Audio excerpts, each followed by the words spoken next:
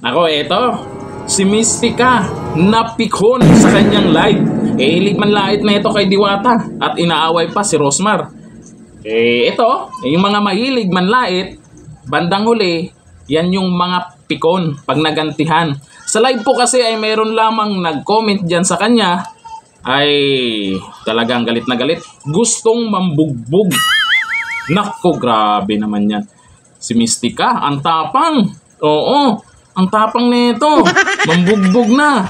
Sa sobrang pikon niya. Ito, panoorin natin. Kurang na daw ako. Bakit? Sino ba nagsabing bata ako? Alam niyo nang matanda yung tao di ba? Tapos sasabihin mong matanda ka na. Tanga rin talaga to, no? Ang sarap sapakin. Tingnan niyo naman yan. Sinabihan ka lang na gurang, ganyan na agad reaksyon mo. Samantalang halos araw-araw mong nilalait si Diwata. Di ba? Tapos ganyan lang. Anong meron doon sa gurang? Yung ano po niyan, sa Tagalog po dyan, matanda na siya. Totoo namang matanda siya.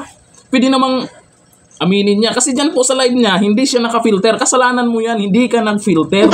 Nasanay kasi ang mga tao dyan na pumupunta sa'yo na naka-filter ka. Sabay hindi ka nag-filter, kitang-kita yung kulubot sa mukha mo at sa leeg mo. Ngayon, sinabihan kang gurang, gagalit ka, gusto mong mambugbog ng tao.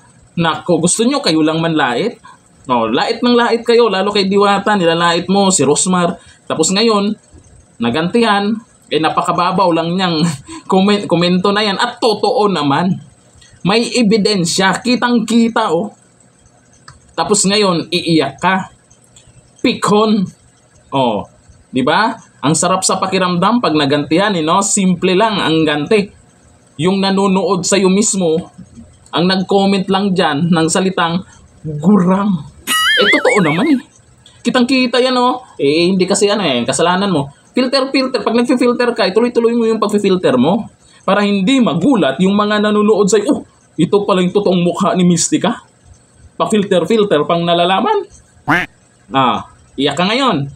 Iyakin ka pala. Yan na nga sinasabi natin. Yung mga mahilig manlait, pag ginantihan mo yan, iiyak yan. Sus, Mystica. Gurang!